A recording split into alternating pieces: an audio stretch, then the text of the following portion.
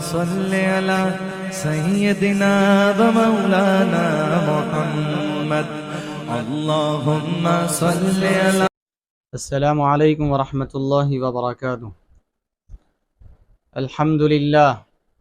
الحمد للہ وکفى وسلام علی عباده الذین اصطفى. اما بعد فقد قال اللہ تبارک وتعالى في كلامه القدیم: اعوذ باللہ من الشیطان الرجیم بسم اللہ الرحمن الرحیم. انما يخشى الله من عباده العلماء. وقال تعالى في مقام آخر في أهل العلم والعلماء: يرفع الله الذين آمنوا منكم والذين أوتوا العلم درجات. وقال تعالى في فضل أوليائه: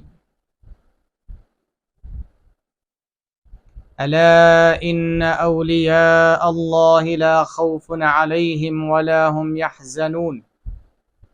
الذين آمنوا وكانوا يتقون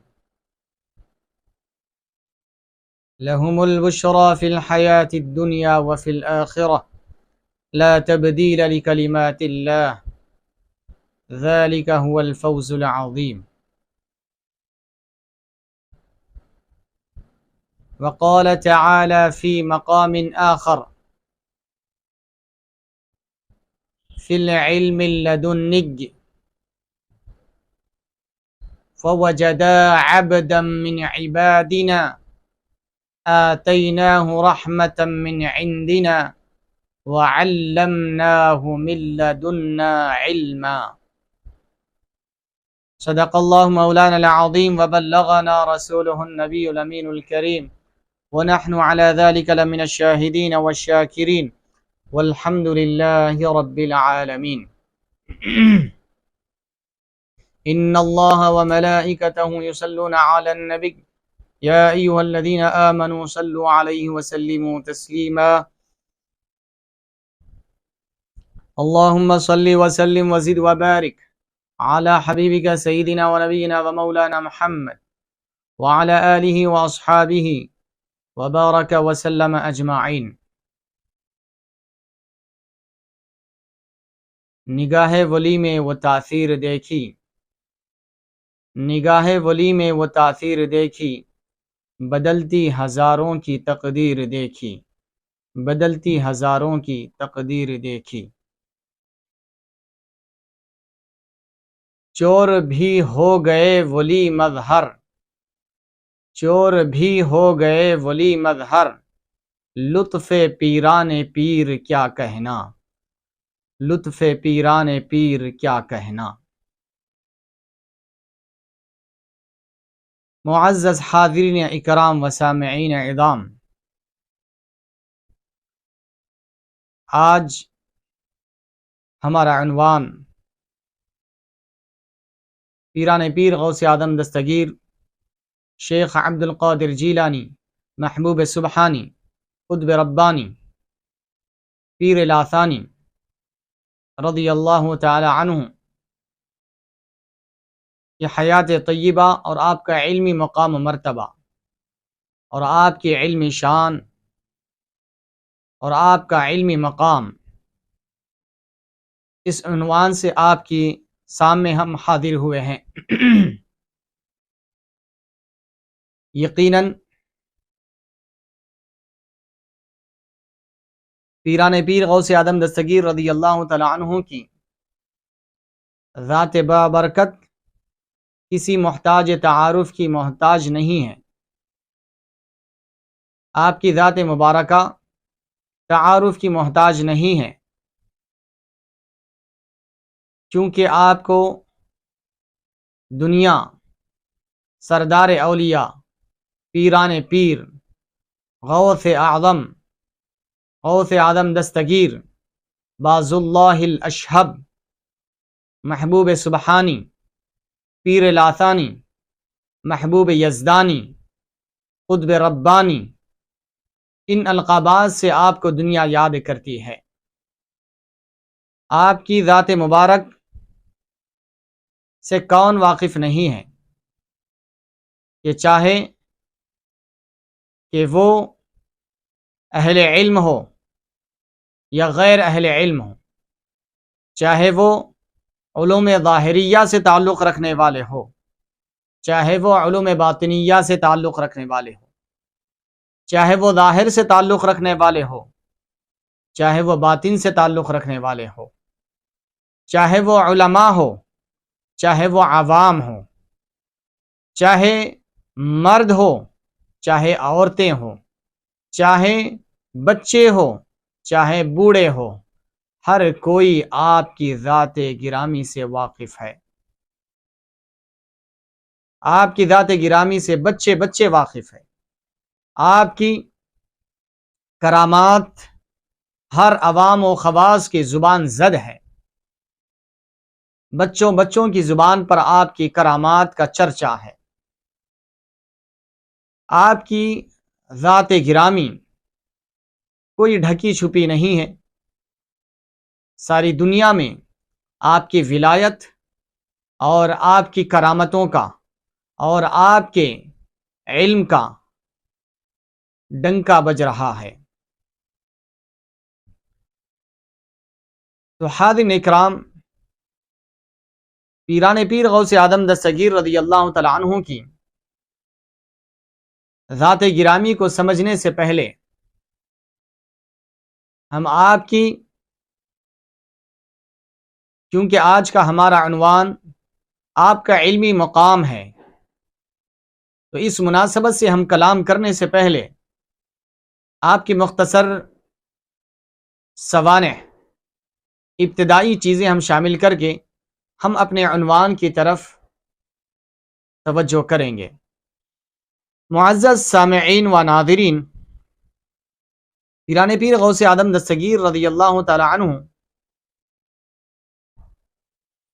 کا نام عبد القادر ہے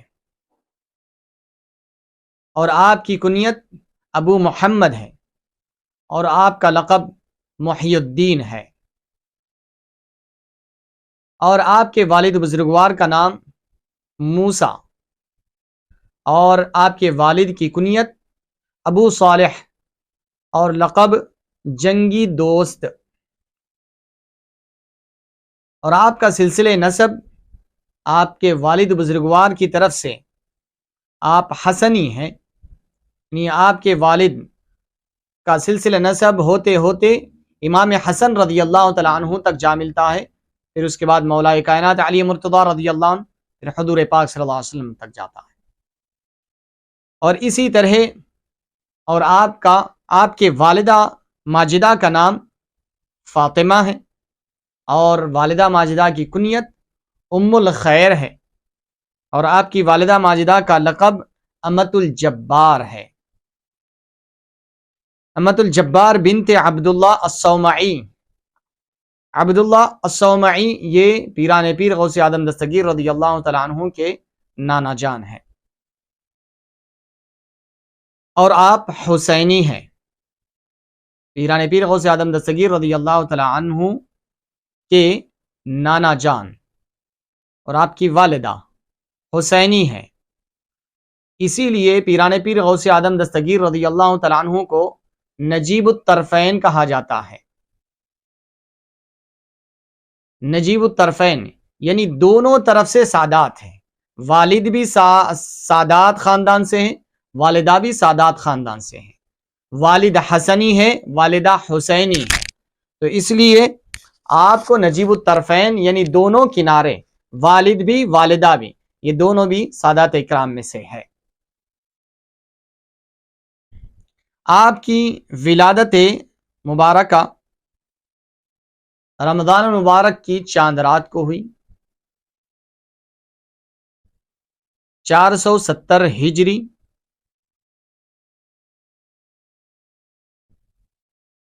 بعض روایت کے مطابق 471 ہجری، اور مطابق عیسوی 17 مارچ 1078 عیسوی کو ایران کے شہر مغربی گیلان میں آپ پیدا ہوئے۔ تو آپ کی ولادت مبارکہ جو ہے وہ 470 ہجری کو ہوئی اور رمضان مبارک کی چاند رات کو۔ اب اس کے بعد علماء اکرام اس بارے میں فرماتے ہیں کہ پیران پیر غوث اعظم دستگیر رضی اللہ تعالیٰ عنہ کی ولادت باسعادت ہوئی۔ یقیناً آپ کو اہل علم اس بات پر متفق ہے، اس بات کے قائل ہے، اس بات پر اہل علم متفق ہے اور یہ کہتے ہیں کہ پیران پیر غوث اعظم دستگیر رضی اللہ تعالیٰ عنہ مادرزاد ولی ہیں، جس کو عوام کے الفاظ میں ماں پیٹ ولی کہا جاتا ہے۔ اس کا مطلب یہ ہے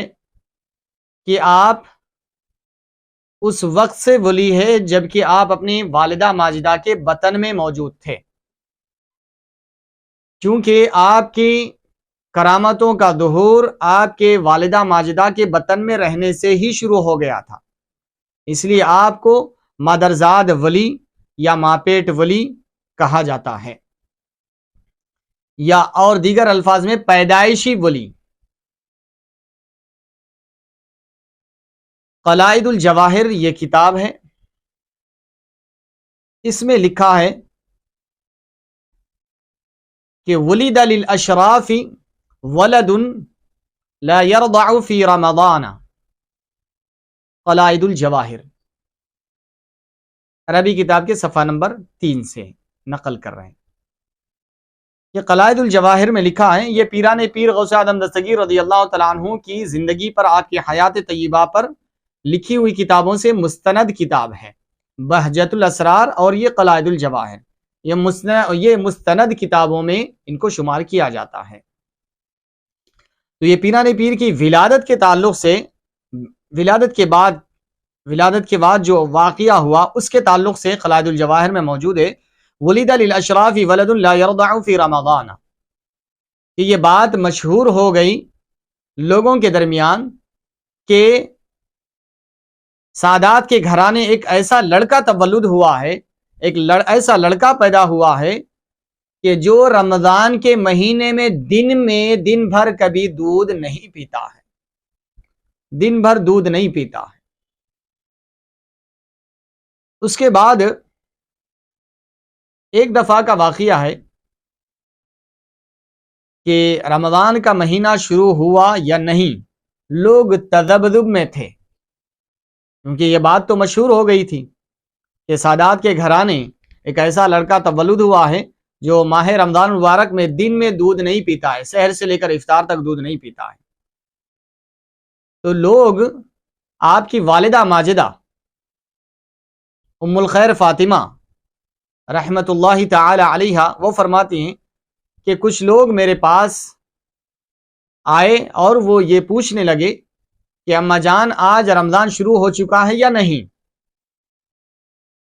ہمیں معلوم ہوا ہے کہ آپ کے صاحبزادے ماہ رمضان میں دودھ نہیں پیتے ہیں۔ تو آپ نے فرمایا ہاں، آج صبح سے میرے بیٹے نے دودھ نہیں پیا ہے، تو پتہ یہ چلتا ہے کہ رمضان شروع ہو چکا ہے۔ یعنی چاند کے دکھنے میں ابر آلود وغیرہ جو ہے، مطلع ابر آلود تھا، جس کی وجہ سے چاند ہوا یا نہیں ہوا لوگ تذبذب میں تھے۔ جب چاند کی رات گزر گئی، اب دوسرے دن رمضان روزہ رکھے یا نہ رکھے، تو لوگ آ کر آپ کے والدہ سے دریافت کیے، تو آپ نے فرمایا کہ میرا لڑکا صبح سے دودھ نہیں پیا ہے، تو یہ معلوم ہوتا ہے کہ رمضان شروع ہو چکا ہے، چاند دکھ چکا ہے۔ تو اسی لیے آپ کو پیدائشی ولی یا مادرزاد ولی یا ماپیٹ ولی کہا جاتا ہے۔ آپ کو یہ عام انسانوں کی بس کی بات نہیں ہے کہ پیدائش سے ہی روزہ رکھنا شروع کر دے، یہ اللہ کے نیک اور محبوب اور مقرب بندوں کا ہی خاصہ ہے کہ جو پیدا ہوتے ہی روزہ رکھ رہے ہیں۔ پھر اس کے بعد کچھ وقت بیتا جب آپ چلنے پھرنے کھیلنے کودنے کی عمر کے ہوئے تو آپ فرماتے ہیں کلما ہممت ان العب مع الصبیان اسمع قائلا یقول الی یا مبارک الی یا مبارک، بہجت الاسرار صفحہ نمبر 3۔ پیران پیر غوث اعظم دستگیر رضی اللہ تعالیٰ عنہ فرماتے ہیں کہ جب میں کھیلنے کا ارادہ کرتا بچوں کے ساتھ، جب کیونکہ بچپن ہوتا ہے، بچے کھیل کود کرتے ہیں ایک دوسرے کے ساتھ، تو آپ فرماتے ہیں جب کبھی میں بچوں کے ساتھ کھیلنے کا ارادہ کرتا تو ایک ہاتف غیبی آتی، ایک غیب سے آواز آتی، اسمع قائلا، ایک کہنے والے کو میں یہ سنتا، یہ آواز سنتا، یقول، وہ کہتا، الی یا مبارک، اے سعادت مند میری طرف آؤ، اے سعادت مند میری طرف آؤ، اے سعادت مند میری طرف آؤ۔ آپ فرماتے جیسے میں یہ آواز سنتا والدہ ماجدہ کے پاس چلے جاتا تھا۔ تو گویا کہ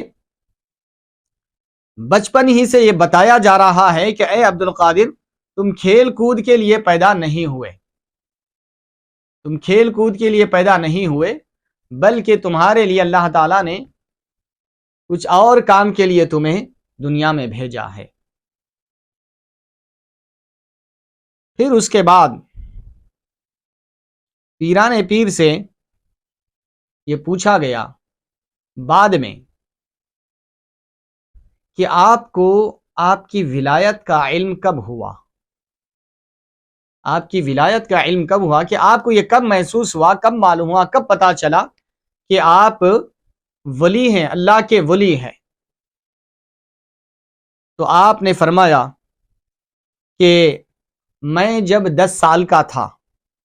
اور بچوں کے ساتھ جب مکتب کو جایا کرتا تھا، مکتب کو جب جایا کرتا تھا تو اس وقت میں غیب سے ایک آواز سنتا تھا، غیب سے مجھے یہ آواز آتی تھی کہ افسحوا لولی اللہ، اے لوگوں، اے بچوں، ہٹ جاؤ، اللہ کے ولی کو راستہ دو، اللہ کے ولی کے لیے جگہ بنا دو، ان کے لیے جگہ بنا دو، اللہ کے ولی کے لیے۔ یہ آواز میں سنا کرتا تھا، تو تب سے میں سمجھ گیا کہ اللہ نے مجھے اپنے مقرب بندوں میں شامل کر لیا ہے اور اپنی ولایت کے لیے مجھے چن لیا ہے۔ تب مجھے یہ اس بات کا احساس ہوا۔ قلائد الجواہر صفحہ نمبر 9 میں یہ عبارت لکھی گئی ہے کہ افسحوا لولی اللہ، کہ اللہ کے ولی کے لیے جگہ کشادہ کر دو۔ اسی طریقے سے اور ایک واقعہ بھی اسی ضمن میں فرماتے ہیں کہ جب آپ مکتب کو جایا کرتے تھے تو آپ فرماتے ہیں کہ میں راستے میں یہ آواز سنتا تھا، کہ مکتب کو جا رہا تھا تو راستے میں یہ آواز سنتا کہ افسحوا لولی اللہ۔ تو ایک دفعہ ایسا ہوا کہ میں جب جا رہا تھا تو ملائکہ آپس میں گفتگو کر رہے تھے کہ یہ کون ہے، تم پہچانتے ہوں گے۔ آپ فرماتے ہیں کہ میرے ساتھ فرشتے چل رہے تھے اور وہ آپس میں گفتگو کر رہے تھے، جانتے ہو یہ کون ہے؟ فرشتے نے کہا نہیں معلوم۔ دوسرے فرشتے نے کہا یہ اللہ کے ولی ہے، اور آگے چل کر یہ لڑکا اللہ کا بہت بڑا ولی بننے والا ہے۔ اور اس کے بعد جب میں مکتب میں پہنچا تو آپ فرماتے ہیں کہ ایک آواز آئی، افسحوا لولی اللہ، اے لوگو، ولی اللہ کے ولی کے لیے جگہ کشادہ کر دو۔ اس وقت آپ فرماتے ہیں کہ یہ آواز میں اکیلا نہیں بلکہ سب بچے بھی سنا کرتے تھے، ساتھ والے بچے بھی سنا کرتے۔ تو یہ آپ کا بچپن ہے، بچپن ہی سے آپ کے لیے ایسے ایسے کرامات کا ظہور ہو رہا ہے۔ تو حاضرین اکرام، آپ نے اکتساب علم کیا اور آپ کو علم کا بڑا شوق اور ذوق رہا۔ قلائد الجواہر میں فرماتے ہیں کہ جب سے آپ نے یہ سنا طلب العلم فریضۃ علی کل مسلم، یہ حدیث مبارک سنا، اس حدیث مبارک پر عمل کے لیے آپ کمر بستہ ہو گئے اور علوم کو حاصل کرنے کی طرف آپ کی رغبت بڑھ گئی۔ اور آپ دل و جان سے علوم کے حصول کے لیے تگ و دو کرنے لگے، یہاں تک کہ آپ کے حصول علم میں اور طلب علم میں آنے والی مشکلات اور پریشانیوں کو بھی آپ نے خاطر میں نہیں لایا۔ بہت بڑی بڑی کٹھن مصیبتیں اور تکالیف آپ نے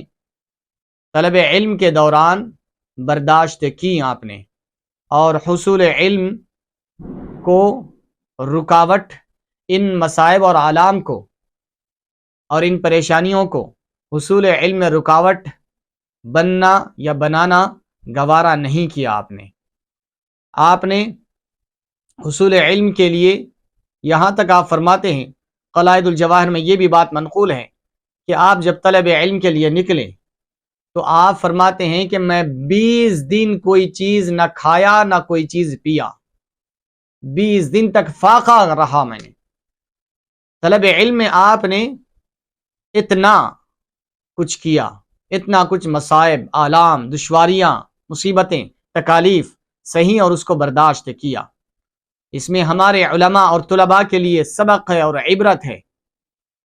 کہ حصول علم میں آنے والی تکالیف کو تکالیف نہ سمجھیں، یہ ہمارے لیے آزمائش ہے، ابتلا ہے، امتحان ہے۔ جیسے کہ عربی کا محاورہ ہے لِكُلِّ شَيْءٍ آفَةٌ، لِكُلِّ شَيْءٍ آفَةٌ وَلِلْعِلْمِ آفَاتٌ، ہر چیز کے لیے کچھ نہ کچھ آفت، مصیبت، تکلیف رہتی ہے۔ کوئی بھی چیز آسمان سے اتر کر آپ کے ہاتھ میں نہیں آ جاتی۔ کوئی بھی چیز حاصل کرنا ہو تو اس کے لیے کچھ نہ کچھ محنت، مشقت اٹھانا پڑتا ہے، ہر چیز کے لیے کچھ نہ کچھ تکلیف اٹھانا پڑتا ہے۔ لیکن فرماتے ہیں وَلِلْعِلْمِ آفَاتٌ، علم کے لیے ایک آفت نہیں بلکہ کئی آفتیں آئیں گی حصول علم کے لیے۔ تو وہ آفتوں اور مصیبتوں کو آپ رکاوٹ بننے نہیں دینا ہے، آپ کو ان آفتوں کو بالائے طاق رکھنا ہے، ان آفتوں پر صبر کرنا ہے، ان آفتوں پر تحمل سے کام لینا ہے، ان آفتوں پر صبر کرتے ہوئے حصول علم میں تگدو کرنا ہے، جد و جہد کرنا ہے، محنت کرنا ہے، اور حصول علم میں ان آفتوں کو رکاوٹ بننے دینا نہیں ہے۔ پیران پیر نے کبھی بھی حصول علم میں آنے والی تکالیف کو خاطر میں نہیں لایا، اور آپ حصول علم کرتے رہے۔ آپ نے ابتدا میں علوم ظاہریہ حاصل کیا، پھر اس کے بعد علوم باطنیہ کی طرف آپ راغب ہوئے۔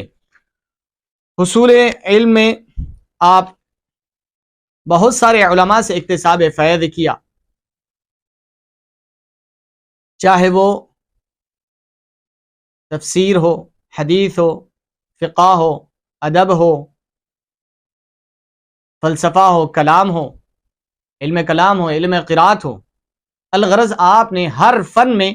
اس فن کے ماہر علماء سے اکتساب فیض کیا، ہر فن کے علماء سے آپ نے علم حاصل کیا، علوم ظاہریہ میں کمال کو پہنچے۔ آئیے کچھ اختصار کے ساتھ جو آپ کے اساتذہ وغیرہ ہیں ان کو شامل کرتے ہیں۔ علم فقہ اور اصول کے اساتذہ اکرام، جو آپ نے علم فقہ اور اصول حاصل کیا، علم اصول حاصل کیا،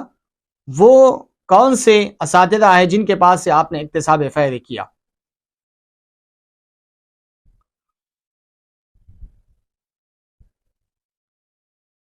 فرماتے ہیں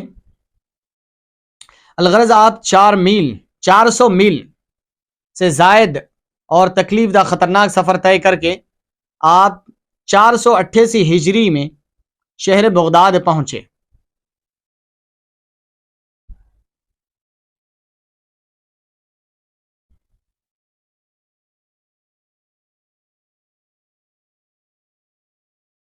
تو حاضرین اکرام،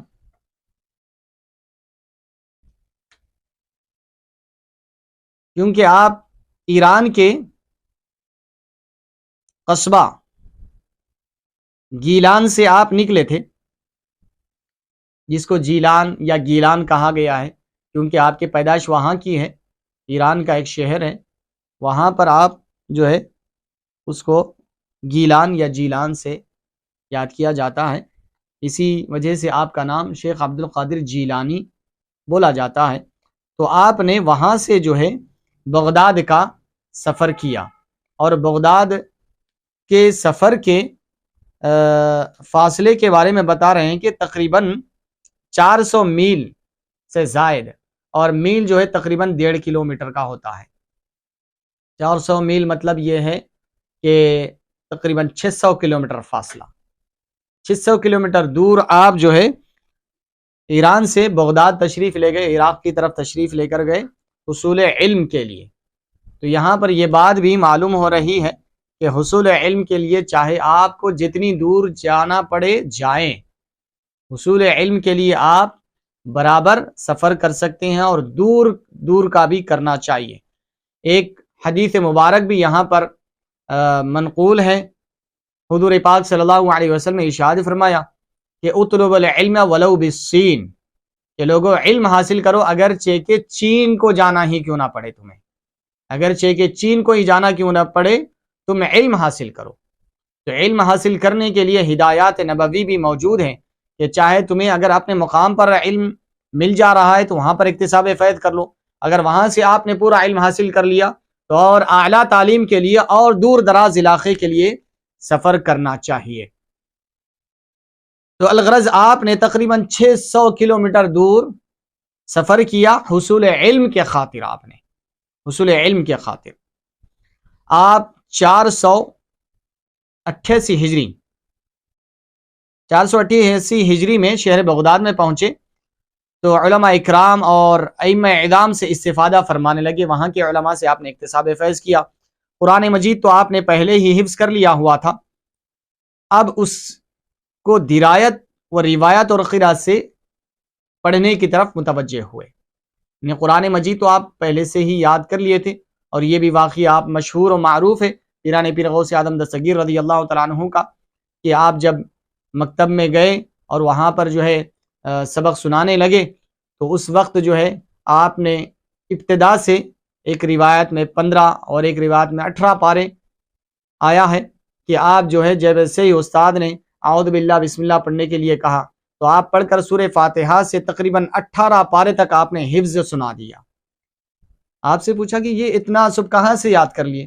تو آپ فرماتے ہیں کہ میں اپنے والدہ سے سنتے ہوئے یہ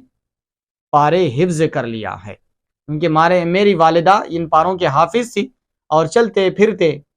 یہ پاروں کی تلاوت کیا کرتی تھی، اور میں جب اپنے والدہ کے بطن مبارک میں تھا اور جب دودھ پیتا تھا یہ پارے سن سن کر میں نے حفظ کر لیا ہے۔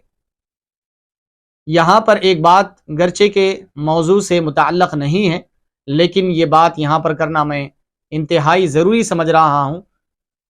کہ یہ بات ابھی فی الوقت میرے ذہن میں آئی ہے، گرچہ کہ میں اس چیز کی طرف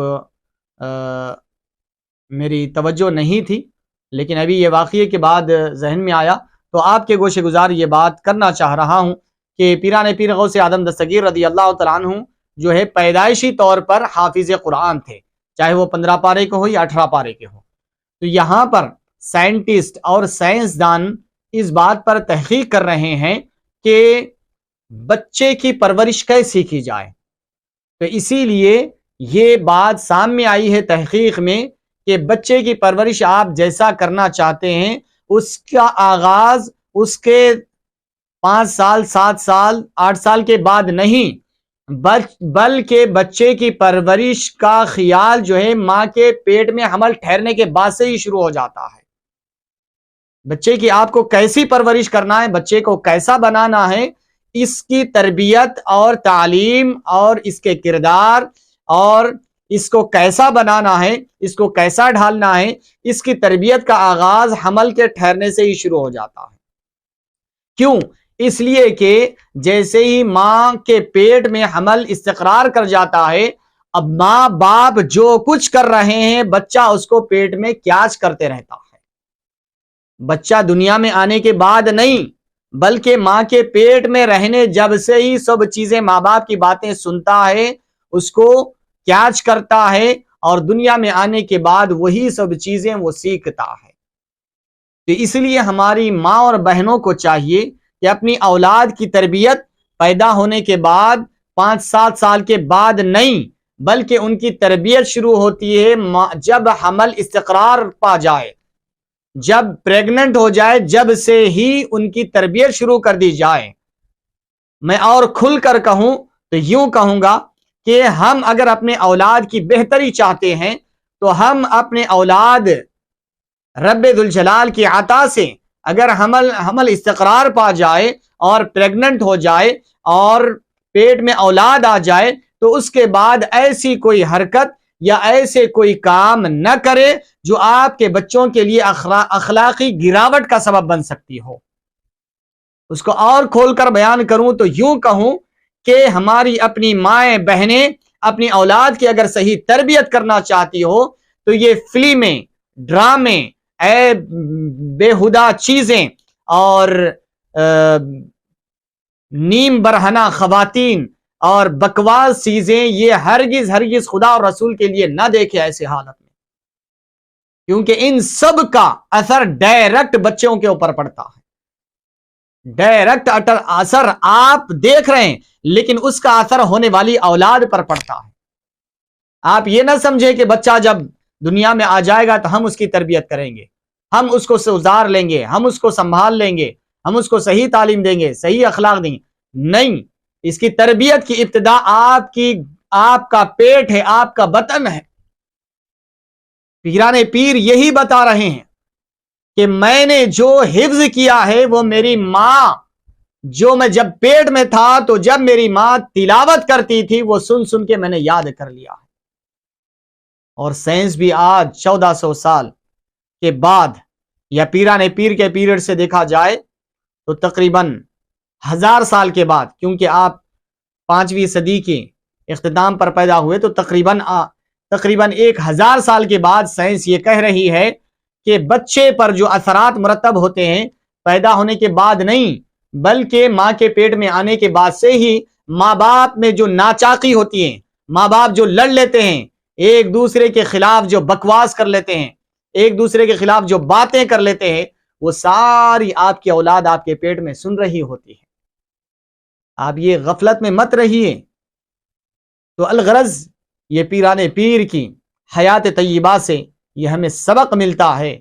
کہ ہم اپنے اولاد کی اگر بھلائی چاہتے ہیں تو ہم اپنی اولاد کی تربیت پیٹ میں آنے کے بعد سے ہی شروع کر دیں، دنیا میں آنے کے بعد نہیں۔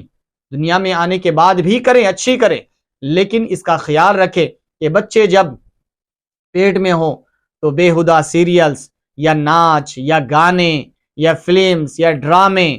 اور بےہودہ چیزیں، ایسی چیزیں ہرگز نہ دیکھیں اللہ اور اس کے رسول کے لیے، تاکہ ہماری اولاد بہتر سے بہتر ہو۔ تو الغرض پیران پیر غوث اعظم دستگیر رضی اللہ عنہ نے پہلے ہی حفظ کر لیا تھا، وہاں پھر مکتب میں جو ہے حفظ مکمل فرمایا۔ پھر اس کے بعد اب قرآن مجید کو درایت، روایت اور قراءت کے ساتھ پڑھنے کے لیے آگے کے مراحل طے کرنے کے لیے آپ بغداد تشریف لائے۔ یہاں پر آپ نے وقت کے ماہر، وقت کے بڑے بڑے علماء اکرام سے استفادہ کیا اور ان سے علوم اور فنون حاصل کیے۔ تو جن جن علماء اکرام سے آپ نے اکتساب فیض کیا ان میں سے چند آپ کے شیوخین اور اساتذہ اکرام کے چند نام شمار کر کے ہم آگے بڑھتے ہیں۔ علم فقہ اور اصول میں پیران پیر غوث اعظم دستگیر رضی اللہ عنہ کے اساتذہ اکرام، پھر علم فقہ اور اصول کی طرف متوجہ ہوئے اور عرصے دراز تک ابو الوفا علی بن عقیل حنبلی، ان سے اکتساب فیض کیا علم فقہ اور اصول میں۔ ابو الخطاب محفوظ الکوزانی الحنبلی، ابو الحسن محمد بن قاضی ابو یعلا، محمد بن حسین بن محمد فرہ حنبلی، اور قاضی ابو سعید مبارک بن علی مخرمی حنبلی رحمۃ اللہ علیہم اجمعین۔ ان سب سے آپ پڑھتے رہے، مگر ان کے بعد اصولی و فروعی مسائل میں آپ نے اختلاف کیا ہے۔ ان سے اکتساب فیض کیا، ان سے علوم سیکھے، لیکن بعض اصول اور فروع میں آپ نے اپنے اساتذہ اکرام سے اختلاف کیا، کیونکہ آپ وہ مقام و مرتبے کے حامل تھے، علم کے وہ مقام پر پہنچ گئے تھے کہ اپنے اساتذہ اکرام سے علمی اختلاف کیا، ذاتی نہیں۔ اختلاف کرنا اچھی چیز ہے۔ حضور پاک صلی اللہ علیہ وسلم نے ارشاد فرمایا اختلاف امتی رحمہ، میری امت کا اختلاف کرنا آپس میں ایک دوسرے سے یہ رحمت ہے، اختلاف زحمت نہیں ہے، اختلاف رحمت ہے۔ کب؟ جب کہ علم کی بنیاد پر ہو، دلیل کی بنیاد پر ہو۔ اگر یہی اختلاف اگر ذات کی بنیاد پر ہو جائے، دشمنی اور عداوت کی بنیاد پر ہو جائے، تو یہ اختلاف رحمت نہیں بلکہ زحمت بن جاتا ہے۔ چاہے وہ اختلاف کرنے والا ہو یا جس سے اختلاف کیا جا رہا ہے، یہ دونوں کے لیے زحمت ہے، بلکہ حتیٰ کہ عوام کے لیے بھی زحمت بن جاتا ہے۔ تو اختلاف علمی اختلاف ہونا چاہیے، دلیل کی بنیاد پر ہونا چاہیے۔ اور اہل علم کی یہ شان تو اہل علم کی یہی ہے، یہ علم کی شان اسی وقت جھلکتی ہے جب کہ اہل علم آپس میں علم کی اور دلیل کی بنیاد پر جب اختلاف کرتے ہیں۔ تو الغرض پیران پیر غوث اعظم دستگیر رضی اللہ تعالیٰ عنہ نے ان اساتذہ اکرام سے اکتساب فیض کیا، اکتساب علم کیا، اور جب علم کے ایک اعلیٰ مقام پر پہنچ گئے تو پھر ان سے اصولی اور فروعی مسائل میں آپ نے اختلاف بھی کیا۔ یہ علم فقہ اور اصول میں آپ کے اساتذہ اکرام تھے۔ اب رہا علم حدیث میں آپ کے اساتذہ اکرام، ان کی بھی چند اسماء گرامی ملاحظہ فرما لیں۔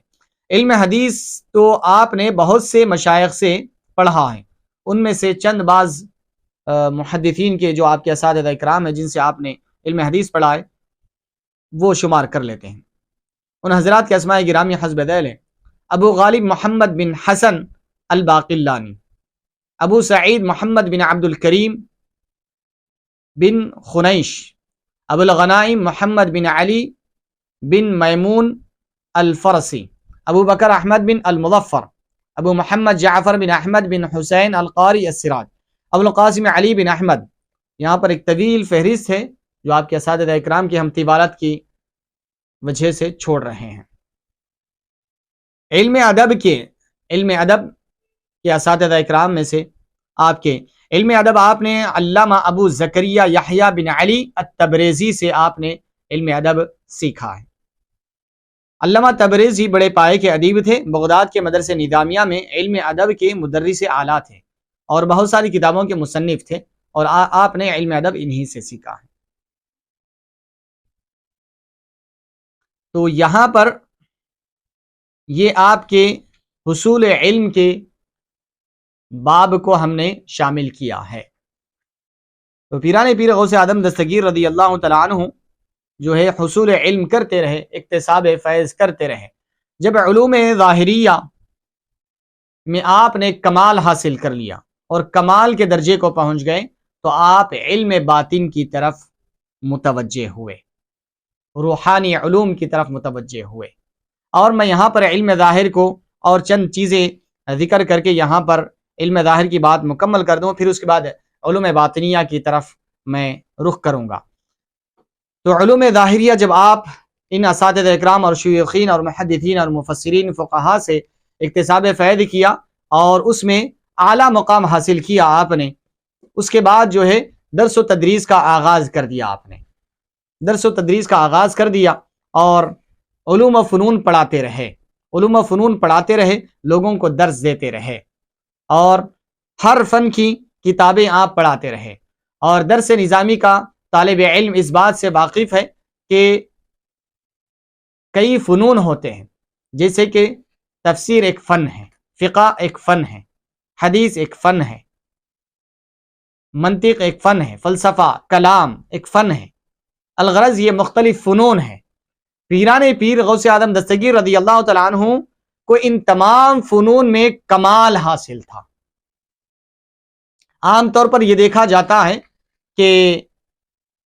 کوئی ایک فن میں ماہر ہوتے ہیں، بہت ہو گیا 2 یا 3 فن میں، جیسے کہ عام طور پر ہم یہ دیکھتے ہیں اور سنتے ہیں اور بولتے ہیں کہ کوئی شیخ الحدیث ہے، کوئی شیخ التفسیر ہے، کوئی شیخ الفقہ ہے، کوئی شیخ المعقولات ہے۔ الغرض یہ نام ہم یہ القابات وغیرہ عام طور پر علمی حلقوں میں سنتے اور جانتے ہیں۔ تو یہ شیخ الحدیث، شیخ التفسیر، شیخ الفقہ کنہیں کہا جاتا ہے؟ تو جو علم حدیث کے فن میں جو ماہر ہے انہیں شیخ الحدیث کہا جاتا ہے، اور جو فن تفسیر کے ماہر ہیں انہیں شیخ التفسیر کہا جاتا ہے، اور جو علم تجوید کے فن کے ماہر ہیں انہیں شیخ التجوید کہا جاتا ہے۔ جو فن منطق کے ماہر ہیں انہیں شیخ المعقولات کہا جاتا ہے۔ الغرض اس طریقے سے جو فن فقہ کے ماہر ہیں ان کو شیخ الفقہ کہا جاتا ہے۔ تو یہ الگ الگ فنون ہیں، یہ الگ الگ فن ہیں۔ کوئی بھی ایسے آپ کو بہت کم لوگ ملیں گے جو ان سارے فنون میں بیک وقت ماہر ہو، ان سارے فنون میں، ان سارے علوم میں درک رکھتے ہو، کمال رکھتے ہو، مہارت رکھتے ہو، ہر فن میں ماہر رکھتے ہو، آپ کو ایسا نہیں ملے گا، کوئی ایک بھی نہیں ملے گا۔ لیکن پیران پیر غوث اعظم دستگیر رضی اللہ تعالیٰ عنہ کی ذات گرامی وہ عظیم علمی مقام و مرتبہ رکھتی تھی کہ آپ ان تمام علوم میں آپ ایک اعلیٰ مقام رکھتے تھے، اور ان سارے فنون میں آپ سارے ہر فن کے شاگردوں کو آپ درس دیا کرتے تھے۔ آئیے اب اس کے بارے میں تھوڑا سا ہم سن لیں گے۔ علوم و فنون کی بادشاہت، علم و فن میں پیران پیر غوث اعظم دستگیر رضی اللہ تعالیٰ عنہ روحانیت آج تک ہم نے پیران پیر غوث اعظم دستگیر رضی اللہ عنہ کی کرامتیں سنی، لیکن آپ علوم ظاہریہ کے بہت بڑے عالم تھے، اپنے وقت کے شیخ تھے، اپنے وقت کے علم کے امام مانے جاتے تھے آپ، اور اپنے وقت میں سارے علماء آپ کی طرف رجوع کرتے تھے۔ وہ ساری چیزیں ہم آگے شامل کریں گے۔ تو علوم و فنون کی بادشاہت، یہاں پر ایک چیز آپ کو ذکر کر دوں کہ علماء وقت آپ کی طرف رجوع کرتے تھے۔ ایک واقعہ یہاں پر پیران پیر غوث اعظم دستگیر رضی اللہ تعالیٰ عنہ کی علمی شان اور جلالت کے لحاظ سے یوں بیان کیا جاتا ہے کہ ایک شخص نے یہ قسم کھایا کہ میں اگر ایک ایسی عبادت نہ کروں کہ اس وقت وہ عبادت میں کوئی اور شریک نہ ہو، اگر میں کوئی ایسی عبادت نہیں کر سکتا تو میری عورت کو، میری بیوی کو 3 طلاق۔ اب وہ پریشان ہو گیا، علماء کے پاس گیا کہ میں نے ایسی قسم کھایا، میں نے ایسی قسم کھایا کہ اگر میں کوئی ایسی عبادت نہ کروں جو میں عبادت کرتے وقت اس وقت کوئی دوسرا میرے ساتھ عبادت میں وہ شریک نہ ہو، اگر میں ایسی عبادت نہیں کر سکتا ہوں تو میری بیوی کو 3 طلاق۔ ایسی قسم کھا لیا میں نے۔ اب وہ علماء سے رجوع ہوا، اب سارے علماء، اب وہ ایک عالم دوسرے عالم کے پاس، دوسرے تیسرے کے پاس، الغرض وہ سارے علماء کے پاس گیا، لیکن کہیں سے بھی مسئلہ حل نہیں ہوا۔ وہ ہوتے ہوتے ہوتے وہ مسئلہ پیران پیر غوث اعظم دستگیر رضی اللہ عنہ کی بارگاہ میں پہنچا۔ وہ مسئلہ پیران پیر غوث اعظم دستگیر رضی اللہ عنہ کی بارگاہ میں پہنچا تو آپ نے فرمایا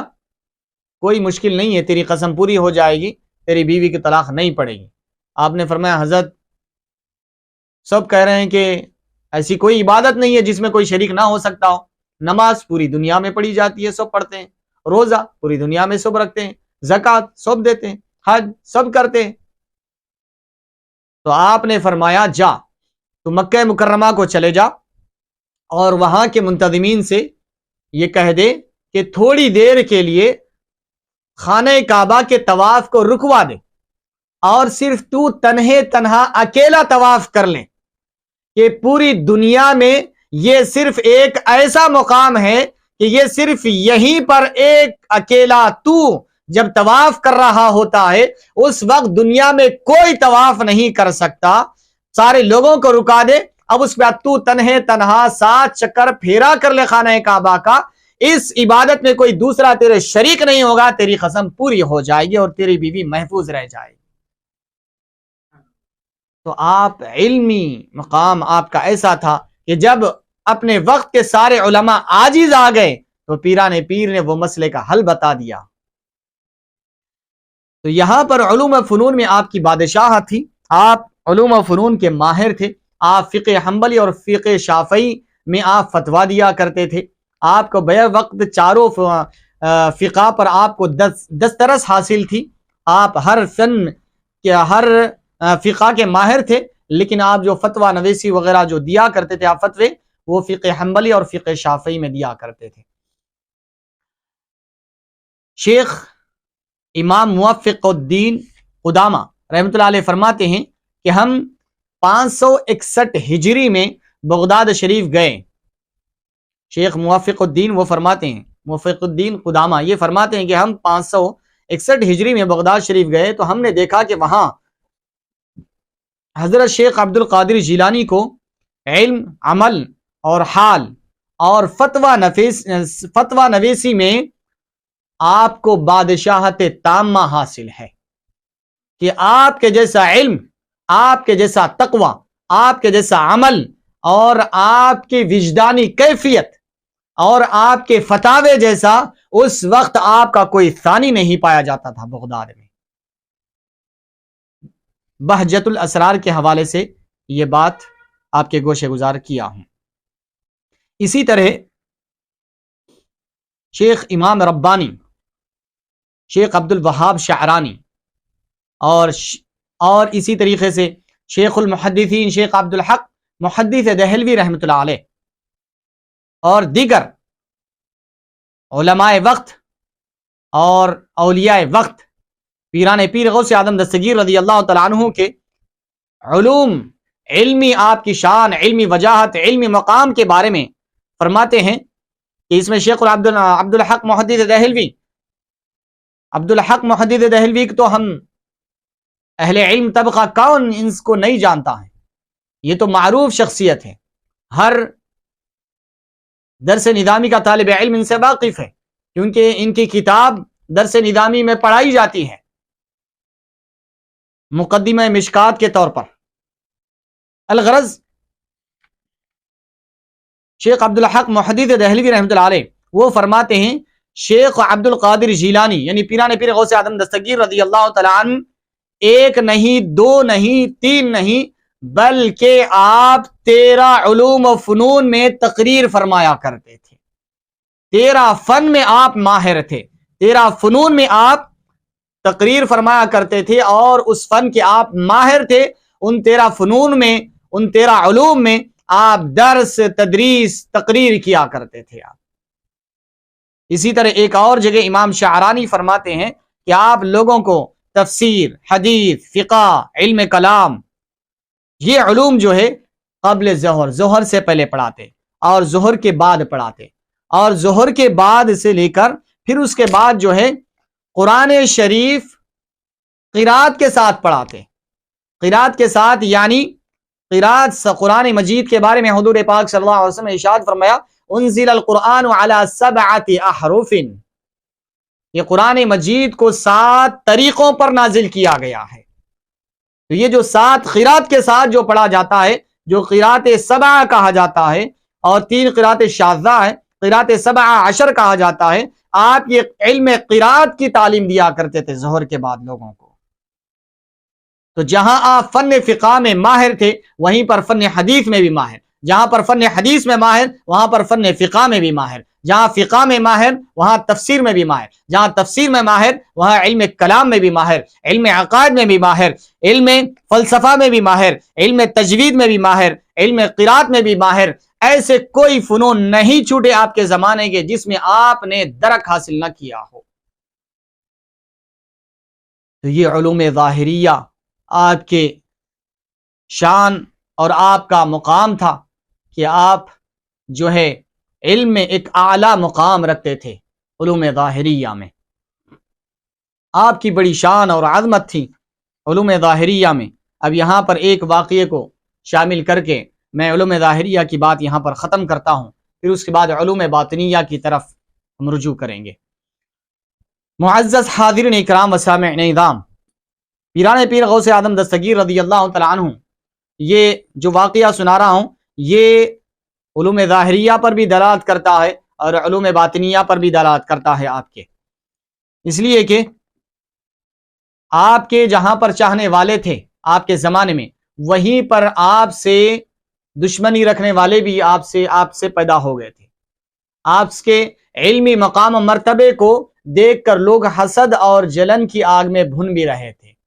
اور آپ کے علمی اور روحانی مقام کو دیکھ کر لوگ حسد کرنے لگے تھے۔ کیونکہ یہ تو ہوتا ہے عام طور پر اہل زمانہ کسی بھی عظیم شخصیت کو فوراً قبول نہیں کرتے، اور جا بجا تنقیدیں ہوتی ہیں، جا بجا اختلاف ہوتا ہے ہم زمانہ ہونے کی وجہ سے۔ کوئی بھی ہم زمانہ اپنے زمانے کے بڑے عالم کو قبول نہیں کرتا، یہ ایک ماحول ہے، یہ ایک حقیقت ہے، اس سے انکار نہیں کیا جا سکتا کہ ہم عصر علماء آپس میں ایک دوسرے سے جو ہے اگرچہ کہ کوئی علم میں اعلیٰ مقام رکھتا ہو، اس کے علم کے مقام مرتبے کو اور علو مرتبت کو اعتراف کرنے کے بجائے اس سے اختلاف کیا جاتا ہے۔ ہونا تو یہ چاہیے کہ اگر وہ علم میں اعلیٰ ہو تو اس کے علم کی علو مرتبت کا اعتراف کرنا چاہیے، یہی حقیقت پسندی ہے، یہی بہتر ہے۔ تو الغرض پیران پیر کے ساتھ بھی ایسے ہی ہوا کہ آپ کے ہم عصر علماء جو ہے آپ سے حسد کرنے لگے، آپ کے بارے میں بلا وجہ کے باتیں کرنے لگے اور آپ کی شان میں بے باکی کرنے لگے۔ تو آپ کے جو چاہنے والے تھے، آپ کے جو مجلس میں بیٹھنے والے تھے، ان لوگوں نے ان تک بات پہنچائی کہ ایسے نہیں ہے، پیران پیر غوث اعظم دستگیر رضی اللہ عنہ شیخ عبد القادر جیلانی بڑی شان کے مالک ہے، بڑے علم کے مالک ہے، ان کے پاس بہت علم ہے، وہ بہت علمی اور فنی اچھی باتیں بتاتے ہیں، اور وہ اخلاقی طور پر تربیت کرتے ہیں اور روحانی طور پر تربیت کرتے ہیں۔ الغرض ایک دفعہ آپ کے چاہنے والوں میں سے، آپ کے مریدین معتقدین میں سے ایک شخص نے علامہ ابن جوزی سے کہا کہ چلو ہم ان کے ایک مرتبہ درس میں بیٹھتے ہیں، ان کے واعظ و نصیحت میں ایک مرتبہ شامل ہو جائیں گے۔ انہوں نے تو انکار کر دیا کئی دفعہ، لیکن بہت اصرار کے بعد ایک دفعہ راضی ہو گئے۔ راضی ہو کر پیران پیر غوث اعظم دستگیر رضی اللہ تعالیٰ عنہ کی علمی مجلس میں آپ شریک ہوئے، شرکت فرمائے۔ اب وہ علمی مجلس کا آغاز ہوا، قرآن مجید کی تلاوت کی گئی، قاری نے قرآن مجید کی تلاوت کیا، اس کے بعد تلاوت مکمل ہونے کے بعد آپ کھڑے ہو گئے اور جو آیتیں پڑھی گئی اب اس کی تفسیر، توضیح، تشریح شروع فرما دیا آپ نے۔ اب اسی کے اوپر آپ کا بیان، آپ کے وعظ، آپ کی نصیحت شروع ہو گئی۔ تو آپ نے جو آیت پڑھی گئی تھی قرات میں، قاری نے جو آیت پڑھا تھا اس کی ایک تفسیر بیان فرمائی، آپ نے ایک تفسیر بیان فرمائی۔ تو علامہ ابن جوزی نے جو بلانے والے تھے، جو پیران پیر کے معتقد تھے یا مرید تھے، ان سے کہا کہ یہ تو تفسیر مجھے بھی معلوم ہے، میں بھی جانتا ہوں یہ تفسیر۔ پھر اس کے بعد پیران پیر نے دوسری تفسیر کی۔ علامہ ابن جوزی نے کہا یہ تو مجھے بھی معلوم ہے۔ آپ نے تیسری تفسیر کہا، آپ نے فرمایا یہ تو مجھے بھی معلوم ہے۔ آپ نے چوتھی تفسیر کیا، علامہ ابن جوزی نے کہا یہ مجھے بھی معلوم ہے۔ پانچویں کیا، چھٹویں کیا، آپ ہر بار یہی فرماتے رہے یہ تو مجھے بھی معلوم ہے۔ ساتویں یہ تو مجھے بھی معلوم ہے۔ آٹھویں یہ تو مجھے بھی معلوم ہے۔ نویں یہ تو مجھے بھی معلوم ہے۔ دسویں تفسیر کی آپ نے فرمایا یہ تو مجھے بھی معلوم ہے۔ گیارہویں تفسیر کیا ہے پیران پیر غوث اعظم دستگیر رضی اللہ تعالیٰ عنہ،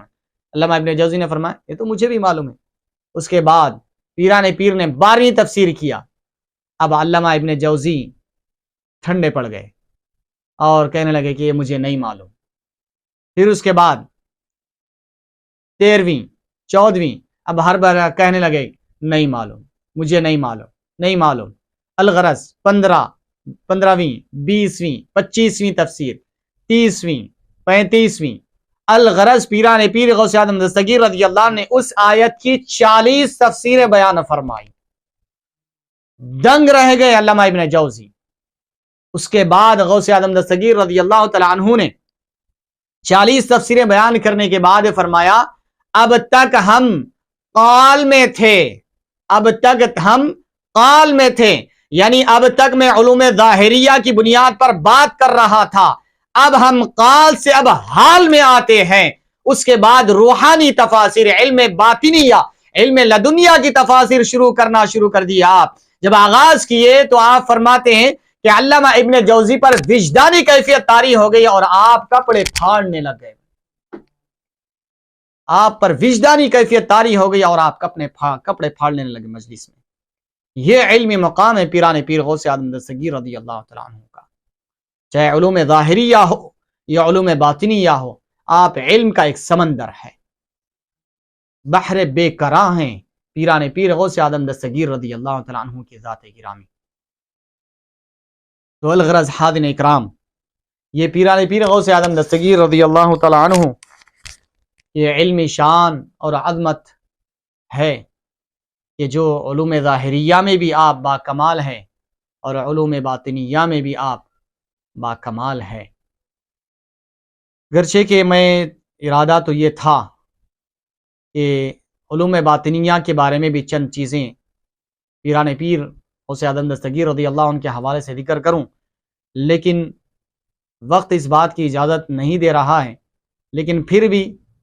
لیکن چھوڑنا بھی دل گوارا نہیں کر رہا ہے، اس لیے چند چیزیں میں علوم باطنیہ کے بارے میں بتا کر اپنی بات ختم کر دوں گا۔ معزز حاضرین اکرام، علوم باطنیہ کو سمجھنے سے پہلے قرآن اور حدیث کو سمجھنا ضروری ہے،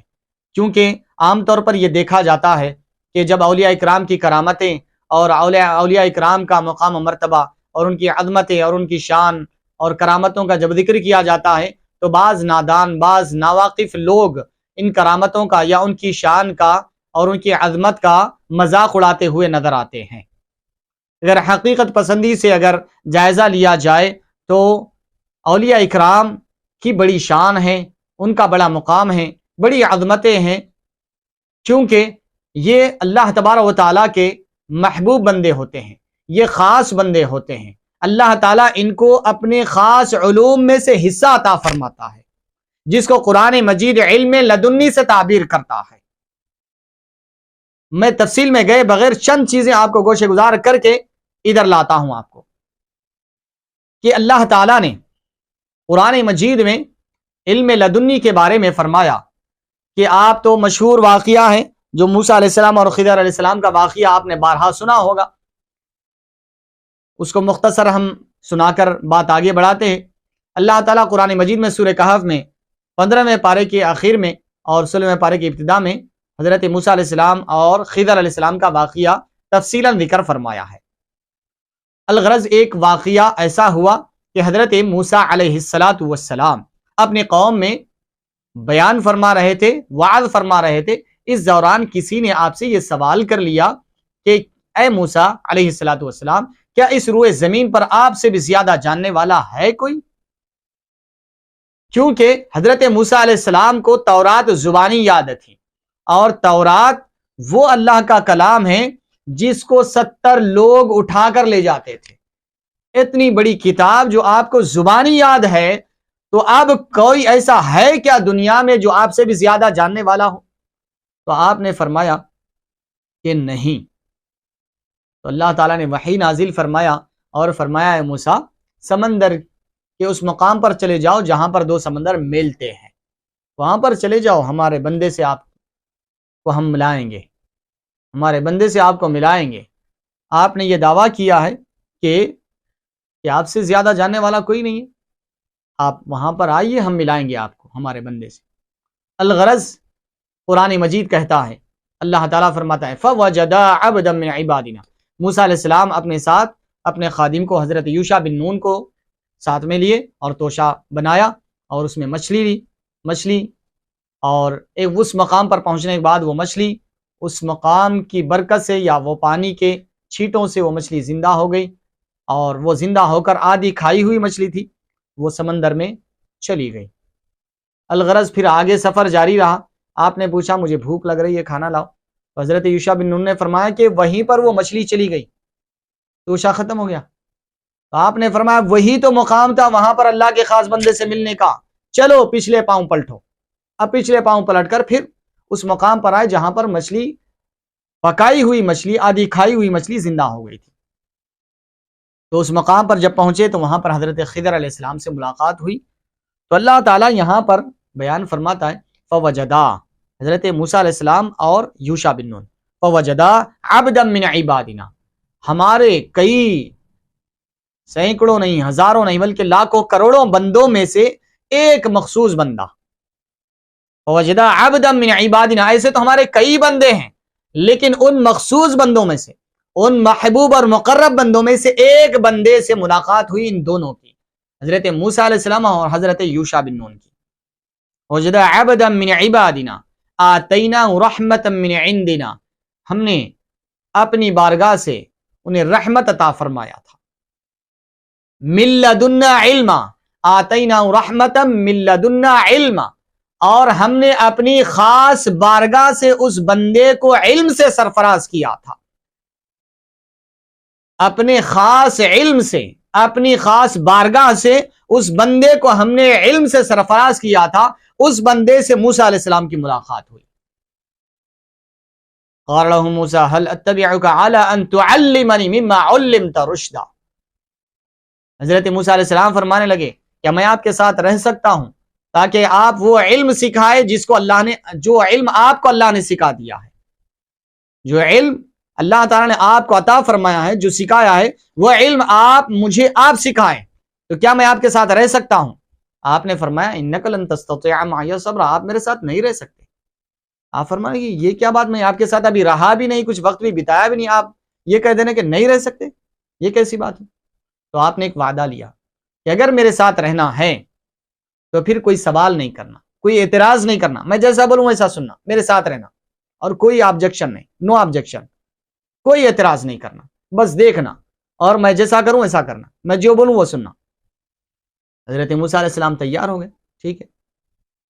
اب نکلے، آگے سفر جاری رہا. فانطلقا حتی اذا رکبا فی السفینہ، چل پڑے یہاں تک کہ سواری میں کشتی میں سوار ہوئے. آپ نے جو ہے کشتی کو سوراخ کر دیا. موسیٰ علیہ السلام فرمایا یہ کیا ہے، یہ کیا ہے؟ تو آپ نے فرمایا آپ نے مجھ سے وعدہ کیا اعتراض نہیں کرنے کا، سوال نہیں کرنے کا. آپ نے فرمایا ہاں ٹھیک ہے، میں بھول گیا تھا، مجھے یاد نہیں تھا. پھر اس کے بعد آگے سفر جاری رہا. پھر اس کے بعد ایک معصوم بچہ، چھوٹا بچہ کھیل رہا تھا، آپ نے اس کا قتل کر دیا. خضر علیہ السلام نے، وہ بندے نے اس بچے کا قتل کر دیا. آپ نے فرمایا یہ معصوم بچے کا کیا قصور ہے، اس کا کوئی گناہ نہیں، آپ اس معصوم بچے کو قتل کر رہے ہیں.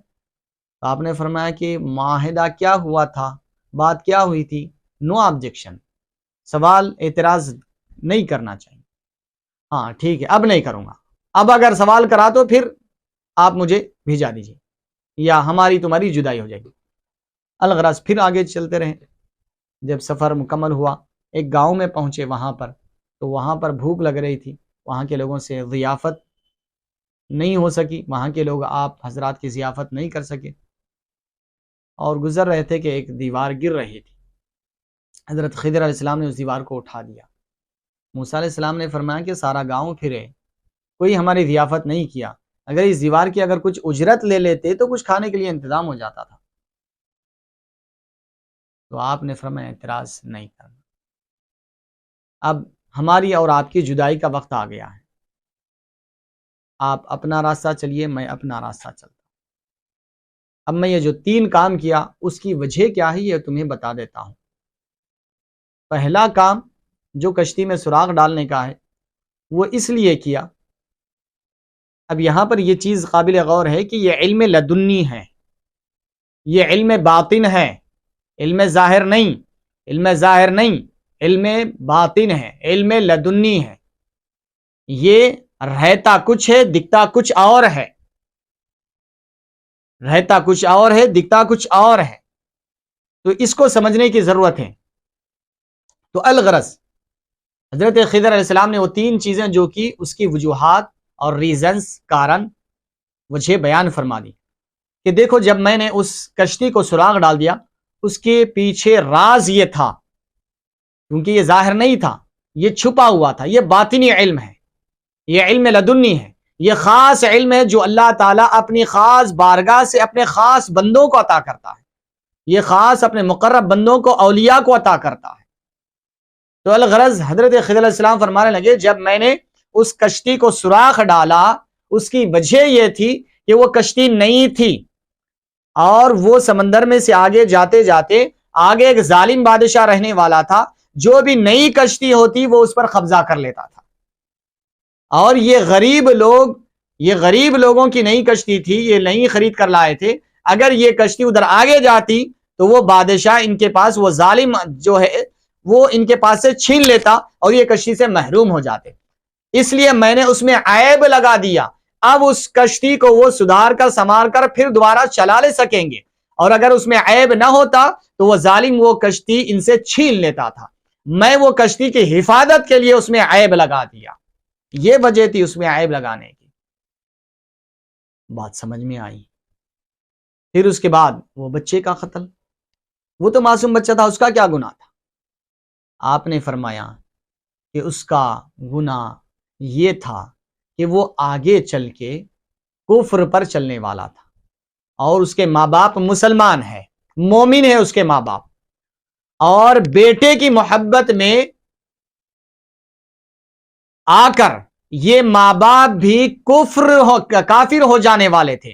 وہ ماں باپ بھی بیٹے کی محبت میں آ کر کافر ہو جانے والے تھے۔ رب ذوالجلال نے چاہا کہ ان کو اس سے بہتر اولاد عطا فرمائیں، تو اس لیے میں نے اس بچے کا قتل کر دیا تاکہ اس کے ماں باپ کے ایمان کی حفاظت کرے، اور اللہ تعالیٰ نے اس بچے کے بدلے میں اس سے بہتر اولاد انہیں عطا فرمایا۔ تفاسیر میں آتا ہے کہ اس ایک بچے کا قتل ہوا، لیکن اس کے بدلے میں اللہ تعالیٰ نے ان ماں باپ کو اولاد عطا فرمائی، وہ اولاد سے 70 انبیاء اکرام پیدا ہوئے، 70 انبیاء اکرام علیہ السلام پیدا ہوئے۔ تو یہ وجہ تھی اس بچے کو قتل کرنے کی، وہ ایک بچے کی وجہ سے یہ ماں باپ بھی کافر ہو جانے والے تھے اس کی محبت میں آ کر، لیکن رب نے چاہا کہ اس بیٹے سے اس سے بہتر بیٹا ان کو بدل عطا فرمائے، اور رب نے ایسا اولاد عطا فرمائی کہ ان کی نسل میں سے، اس کی اولاد میں سے 70 انبیاء اکرام علیہ السلام پیدا ہوئے۔ تو اب بتاؤ کیا میں نے غلط کیا؟ پھر اس کے بعد بات چلی آگے اس دیوار کے اٹھانے کی۔ آپ نے فرمایا کہ وہ دیوار گرنے کے قریب تھی، اور وہ دیوار، وہ جو گھر ہے، ایک نیک اور صالح شخص کا گھر تھا، اور اس کے 2 یتیم بچے ہیں، اور باپ نے اپنے بچوں کے لیے وہ دیوار میں چھپا کر خزانہ رکھا تھا تاکہ جب میرے بچے بڑے ہو جائیں تو وہ خزانہ نکال کر اپنا گزر بسر کر سکیں۔ اور وہ دیوار گرنے کے قریب تھی، اور اگر وہ دیوار گر جاتی اور لوگ مٹی لے جاتے یا ادھر ادھر کرتے کرتے وہ خزانہ اگر باہر آ جاتا تو وہ یتیموں کا مال لوگوں کے ہاتھ میں چلے جاتا،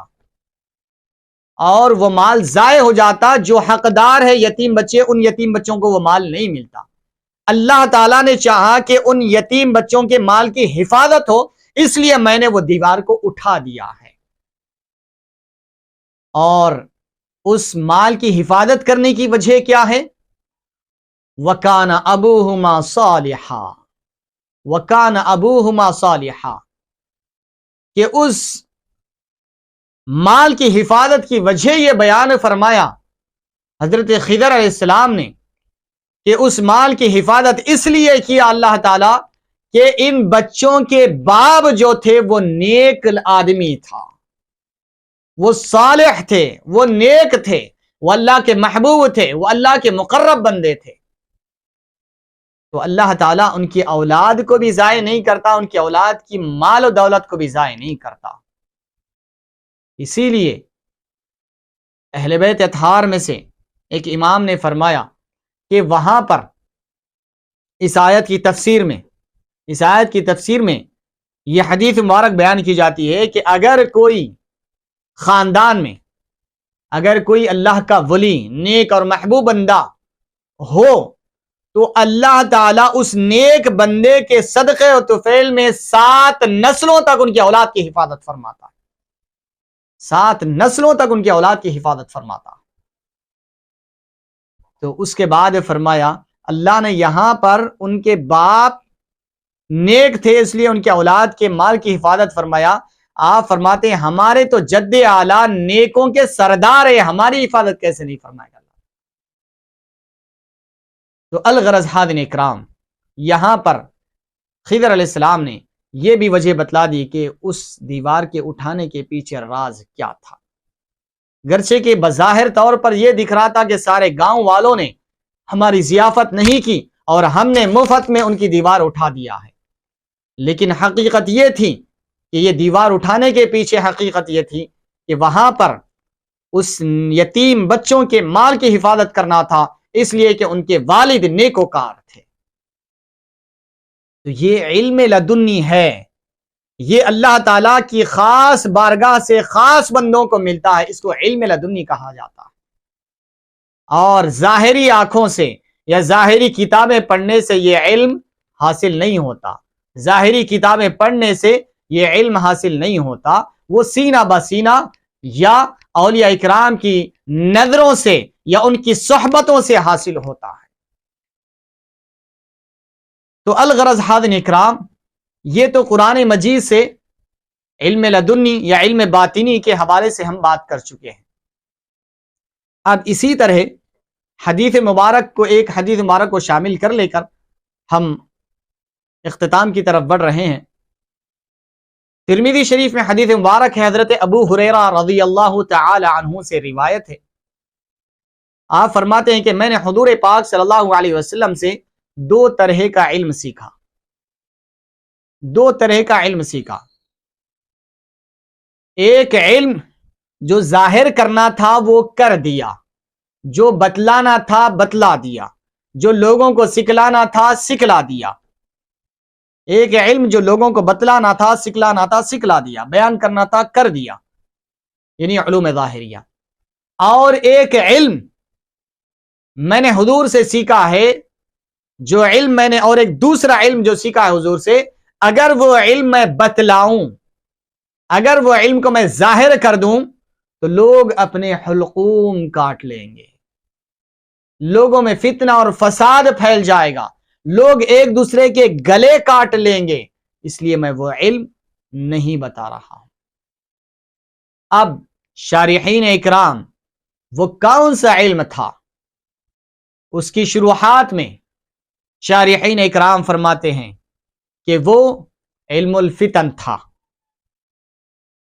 فتنوں کا علم تھا۔ اور وہیں پر بعض شارحین اکرام یہ بھی فرمایا ہے کہ وہ علم لدنی تھا، وہ علم تصوف تھا، جو سینہ با سینہ حاصل ہوتا ہے، جو نظروں سے پلایا جاتا ہے، جو نظروں سے اتارا جاتا ہے، کتابوں سے نہیں، جو صحبت سے ملتا ہے، جو معیت سے ملتا ہے، جو ریاضتوں اور مجاہدات سے ملتا ہے، اولیاء اکرام کی صحبتوں سے ملتا ہے۔ اسی لیے فرمایا گیا، یک ساعت در صحبت اولیاء بہتر از 100 سالہ طاعت بیریا، کہ ایک لمحہ، ایک گھڑی، ایک کچھ وقت کے لیے اولیاء اکرام، صالحین اکرام اور اللہ کے محبوب اور مقرب بندوں کی بارگاہ میں ایک ساتھ، ایک گھڑی، ایک لمحہ، چند وقت گزار لو۔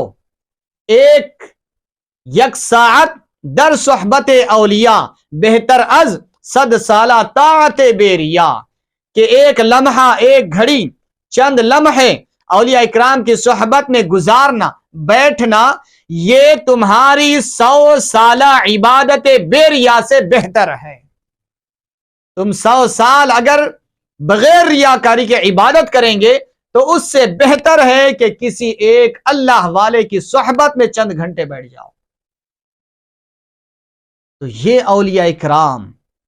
یہ جو اللہ والے ہیں، یہ جو اللہ والے ہیں، یہ ان کی اپنی نظروں سے، اپنے سینے سے اکتساب یہ فیضان جاری کر دیتے ہیں، اور نظروں سے تمہاری دنیا کو اور تمہاری دل کی دنیا کو اور تمہاری آخرت کو بدل دے کر رکھ دیتے ہیں۔ اسی لیے فرمایا گیا کہ نگاہ ولی میں وہ تاثیر دیکھی، نگاہ ولی میں وہ تاثیر دیکھی، بدلتی ہزاروں کی تقدیر دیکھی، بدلتی ہزاروں کی تقدیر دیکھی۔ یوں ہی نہیں فرمایا گیا، حضور پاک صلی اللہ علیہ وسلم کی حدیث مبارک کا گویا کہ یہ مفہوم ہے۔ حضور پاک صلی اللہ علیہ وسلم نے ارشاد فرمایا،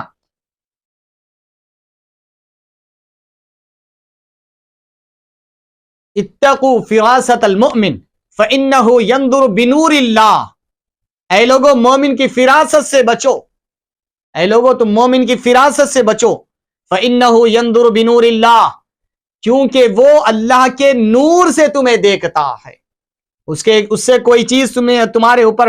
تمہاری کوئی چیز اس کے اوپر ڈھکی چھپی نہیں رہتی، تمہارے حال احوال سے سب وہ واقف ہوتا ہے، کیونکہ وہ اللہ کے نور سے دیکھتا ہے۔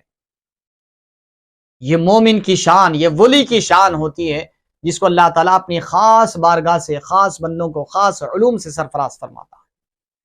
تو یہ علوم باطنیہ ہے، یہ علوم لدنیہ ہے جو اللہ تعالیٰ اپنے خاص بندوں کو عطا فرماتا ہے۔ تو حاضرین اکرام، یہی وجہ تھی کہ پیران پیر غوث اعظم دستگیر رضی اللہ تعالیٰ عنہ جب وعد و نصیحت فرماتے، جب لوگوں کو رشد و ہدایت دیتے، تو آپ کا جو روحانی منظر ہوتا اس کے بارے میں، آپ کے احوال میں، آپ کے سیرت میں یہ بات واضح طور پر لکھی ہوئی ہے کہ جب آپ ارشادات فرماتے تو آپ کے سامنے بیٹھنے والا جیسی آواز سے سنتا تھا، آپ مجمع کے آخر میں جو بیٹھا ہے ویسی آواز سے سنا کرتا تھا، اور آپ کے وعد و ارشاد کا یہ اثر ہوا کرتا تھا کہ آپ جب وعد و نصیحت فرماتے تو اس وقت واز ختم ہونے کے بعد آپ کے مجمع سے کئی لاشیں اٹھایا کرتے تھے۔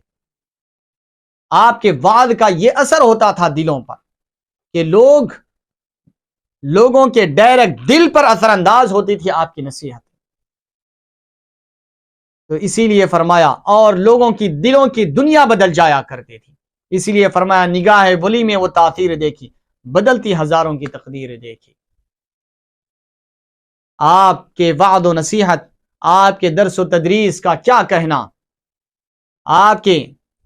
مجلس درس کا کیا کہنا، آپ کے علوم کی خیرات جو بڑھتی تھی اس کا کیا کہنا۔ اللہ اکبر، یہاں تک آپ کی علم شان اور مقام میں یہاں تک آیا ہے کہ جب آپ درس دیا کرتے تو آپ کے درس میں سارے اولیاء اکرام اکٹھا ہوا کرتے تھے، اولیاء اکرام آپ کے مجلس درس میں شریک ہوا کرتے تھے۔ اور اتنا ہی نہیں بلکہ آپ کی مجلس درس میں صرف اولیاء اکرام ہی نہیں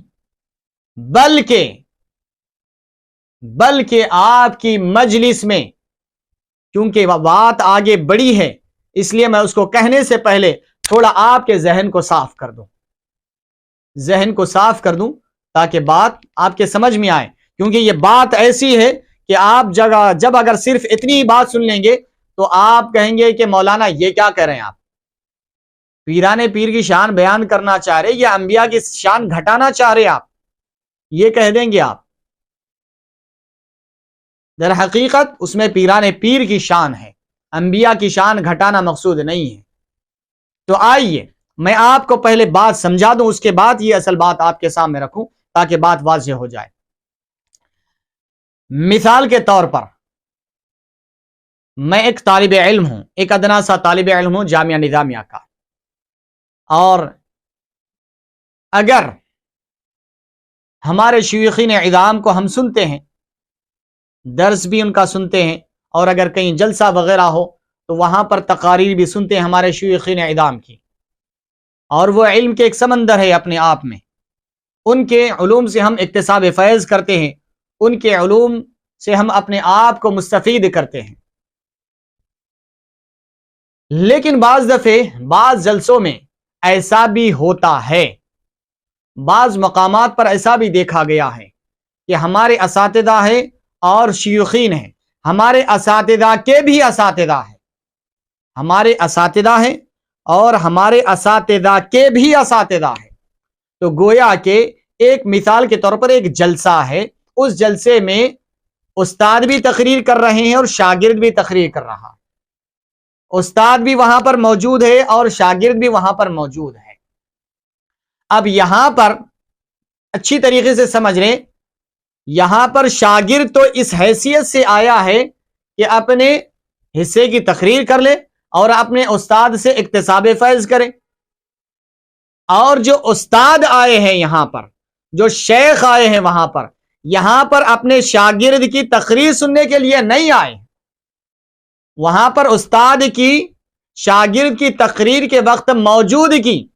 اس بات کی دلیل نہیں ہے کہ شاگرد کا علم استاد سے بڑھ گیا ہے، بلکہ استاد کی شاگرد کی تقریر کے وقت موجود ہونا یہ اس بات کی دلیل ہے کہ استاد اپنے شاگرد کی ہمت افزائی کے لیے وہاں پر بیٹھے ہیں۔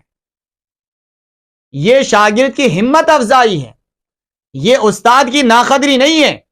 بلکہ استاد جو وہاں پر بیٹھا ہے وہ اس بات کی دلیل ہے کہ اپنے شاگرد کی ہمت اور تائید کے لیے بیٹھے ہیں، اور یہ شاگرد کے لیے یہ استاد کی موجودگی یہ اس کے لیے سند ہو جائے گی۔ اب اس کی تقریر سند ہو جائے گی استاد کی موجودگی میں جب کر رہا ہے۔ تو جب یہ بات سمجھ میں آ گئی کہ جب اگر کوئی شاگرد اپنے استاد کی موجودگی میں کوئی تقریر کرتا ہے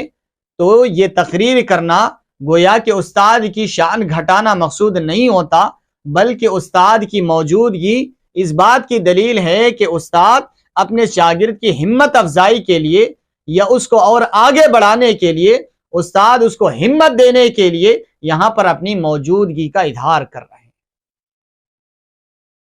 تو اب جو بات میں عرض کرنا چاہ رہا ہوں اس بات کی طرف پھر آ جائیں۔ پیران پیر غوث اعظم دستگیر رضی اللہ تعالی عنہ جب وعظ و نصیحت فرماتے تو اس وقت اولیاء اکرام آپ کے درس میں شریک ہوا کرتے تھے۔ اولیاء اکرام ہی نہیں بلکہ اکثر و بیشتر آپ کی مجلس درس میں حضرت خضر علیہ السلام موجود ہوا کرتے تھے۔ حضرت خضر علیہ السلام ہی نہیں بلکہ یہاں تک روایتوں میں آتا ہے کہ آپ کی مجلس درس میں انبیاء اکرام علیہ السلام شریک ہوا کرتے تھے، اور یہاں تک کہ آپ کی علمی مجلس میں، آپ کے درس کی مجلس میں انبیاء اکرام علیہ السلام تو انبیاء اکرام علیہ السلام ہے، بعض دفعہ حضور پاک صلی اللہ علیہ وسلم تاجدار کائنات فخر موجودات ہمارے اور آپ کے آقا و مولا محمد مصطفیٰ احمد مجتبی صلی اللہ علیہ وسلم آپ کی مجلس درس میں شریک ہوا کرتے تھے۔ تو یہ آپ کی علمی شان اور مقام و مرتبہ ہے کہ آپ کی علمی مجلس میں اولیاء اکرام شریک ہو رہے ہیں، آپ کے علمی مجلس میں حضرت خضر علیہ السلام شریک ہو رہے ہیں، آپ کے علمی مجلس میں انبیاء اکرام علیہ السلام شرکت کر رہے ہیں، اور آپ کے علمی مقام و مرتبے پر مہر ثبت کرنے کے لیے، آپ کے علمی شان اور عظمت اور مقام و مرتبے کو آپ کے علم مقام و مرتبے پر مہر لگانے کے لیے انبیاء اکرام علیہ السلام شریک ہو رہے ہیں، اور سردار انبیاء بھی آپ کی مجلس میں شریک ہو رہے ہیں، یہ بتلانے کے لیے کہ اب میرے عبد القادر کا جو علمی فیضان جاری ہے وہ علم یقیناً سارے علوم پر بھاری ہے۔ میرے عبد القادر یہ سارے اولیاء اکرام کے سردار ہے۔ تو حاضرین اکرام، یہ علمی مقام و مرتبہ ہے پیران پیر غوث اعظم دستگیر رضی اللہ تعالی عنہ کا۔ میں کیا کہہ سکتا ہوں آپ کے علم کی شان اور عظمت کے بارے میں؟ یقیناً علوم لدنیا کے آپ حامل ہیں، یہی وجہ ہے کہ آج تک ہم آپ کے کرامتیں سنتے آئے ہیں۔ یہ کرامتوں کا ظہور ایک مقام پر پہنچنے کے بعد ہوتا ہے۔ آپ جہاں پر علوم ظاہریہ سے لیس اور علوم ظاہریہ کے اور کئی فنون اور علوم کے ماہر ہیں، وہیں پر آپ علوم باطنیہ کے سرتاج ہے، سرخیل ہے، سارے اولیاء اکرام کے سردار ہے آپ۔ اسی لیے آپ نے ارشاد فرمایا قدمی ہذہ علی رقبۃ کل ولی اللہ، یہ میرا قدم ہر ولی کی گردن پر ہے۔ سارے اولیاء نے سر خم تسلیم کر لیا، اپنے سروں کو جھکا لیا، ہاں یقیناً آپ کا قدم ہمارے گردنوں پر ہے۔ سلطان الہند سلطان الاولیاء خواجہ معین الدین حسن سنجری علیہ رحمت و رضوان نے جب ارشاد سنا تو آپ نے فرمایا بل عینی ورأسی، یہ آپ کا قدم میرے گردن پر نہیں بلکہ میری آنکھوں اور سر پر ہے آپ کا قدم مبارک۔ آپ خوش ہو کر فرمائیں کہ غیاث الدین کے بیٹے نے بہت ہی عاجزی و انکساری کا اظہار کیا ہے، اس کو ہندوستان کی ولایت سے سرفراز کیا جاتا ہے۔ اسی لیے آپ کو سردار اولیاء کہا جاتا ہے، سید الاولیاء کہا جاتا ہے۔ پیران پیر غوث اعظم دستگیر رضی اللہ تعالیٰ عنہ کی علمی شان اور عظمت کے کیا کہنے، کہ آپ چاہے علوم ظاہریہ ہو یا علوم باطنیہ، ہر فن کے، ہر علم کے ماہر ہیں، اور آپ کے اندر علوم مہارت تامہ کے ساتھ پائے جاتے ہیں۔ اللہ تبارک و تعالیٰ سے دعا ہے کہ رب تبارک و تعالیٰ آپ کے علوم ظاہریہ اور علوم باطنیہ سے ہم سب کو مالا مال فرمائے، اور آپ کے روحانی عرفانی فیضان سے ہم سب کو مستفید فرمائے، اور آپ کا فیضان ہم سب پر جاری فرمائے۔ اے باراللہ، پیران پیر غوث اعظم دستگیر رضی اللہ تعالیٰ عنہ کی تعلیمات اور آپ کے ارشادات کے ذریعے ہماری زندگیوں میں برکتیں عطا فرما۔ اے باراللہ، ایسے ولی کامل کے صدقہ طفیل میں مولا ہم سب کی مغفرت فرما۔ اے باراللہ، تیرے اس محبوب اور مقرب بندے کے صدقہ طفیل میں ہم سب کی مغفرت کے فیصلے فرما۔ سننے والے، دیکھنے والے اور اس پروگرام کا اہتمام کرنے والے سب کی مغفرت کا فیصلہ فرما، اور ان اولیاء کرام کے ساتھ بروز محشر ہمارا حشر و نشر فرما۔ وصلی اللہ تعالی وسلم علی خیر خلقی سیدنا محمد وعلی آلہ وصحبہ اجمعین، والحمد للہ رب العالمین۔